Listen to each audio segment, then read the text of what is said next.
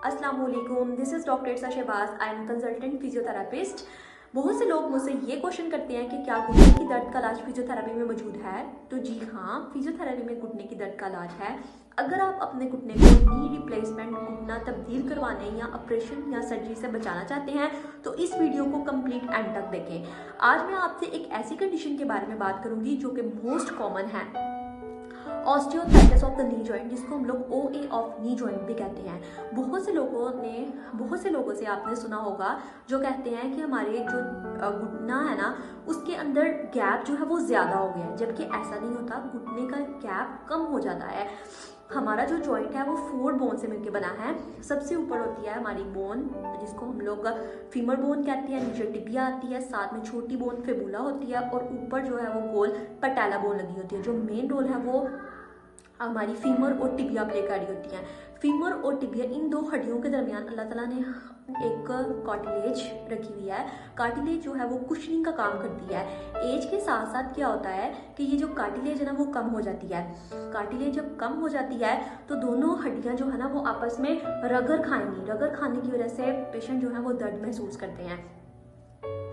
तो इसके 5 सिम्टम्स होते हैं जो पेशेंट को देखने को मिलते हैं। जब पेशेंट को दर्द महसूस होती है तो वो घुटने के अंदर वाली साइड में महसूस होती है।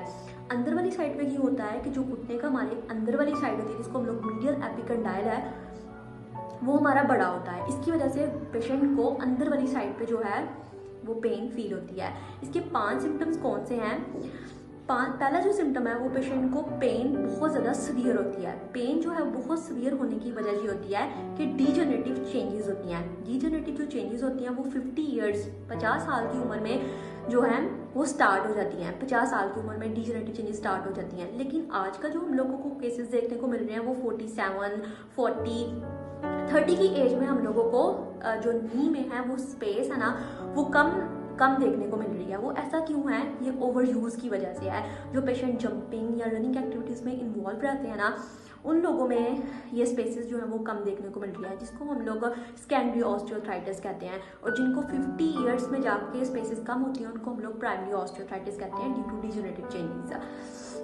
जो इसका पहला सिम्टम था, पेन जो है वो बहुत ज़्यादा होती है। पेन ज़्यादा कब होती है कि जब पेशेंट जो है चल रहा होता है तब उसको दर्द होती है, या बैठ कर उठता है तब उसको दर्द होती है। मसलन कि वेट जब उसका वेट बेयरिंग एक्टिविटीज़ के दौरान जो है ना पेशेंट को पेन जो है वो बहुत ज़्यादा महसूस होती है। सेकेंड जो इसका सिम्टम होता है, पेशेंट को स्वेलिंग होती है कि उसका जो घुटना है वो सूज जाता है, बहुत ज़्यादा रेड होता है, उसका घुटना हो जाता है। स्वेलिंग इतनी ज़्यादा हो जाती है कि ना वो अपना घुटना मोड़ पाता है और ना ही उसको सीधा कर पाता है। तीसरा जो इसका सिम्टम हम लोग को देखने को मिलता है वो होता है क्रेपिटस। क्रेपिटस कहते हैं कि जब पेशेंट अपने घुटने को मोड़ता है या सीधा करता है तो क्रिक क्रिक की आवाज़ आती है। अब ये इसकी वजह क्या होती है कि जो हड्डियां हैं ना वो घिस जाती हैं। जब हड्डियां घिस जाती हैं तो हम लोग को देखने को मिलता है एक्सरे में भी कि जो हमारी बोन्स है ना उनके एंड पर हम लोग को नोकें मिलती हैं, जिनको हम लोग बोनी मार्जिन्स या फिर ऑस्टियोफाइट्स कहते हैं। इनकी वजह यही होती है कि हमारी जो हड्डियां वो घिस गई हैं। चौथा इसका सिम्टम ये हम लोग को देखने को मिलता है कि मसल जो है ना वो हमारे स्टिफ हो गए हैं, जॉइंट हमारा स्टिफ हो गया है। अब ये कब होता है कि जब पेशेंट बहुत ज़्यादा रेस्ट करता है, रेस्ट करने के बाद उठता है तो वो देखता है कि वो अपना घुटना ना सीधा कर पा रहा है ना मोड़ पा रहा है। अमूमन ऐसा तब भी होता है कि जब हम लोग कार में बहुत ज़्यादा देर बैठते हैं, तो जब हम लोग बाहर निकलते हैं तो ना इसका घुटना सीधा हो पाता है और ना ही इसका घुटना फोल्ड हो पाता है।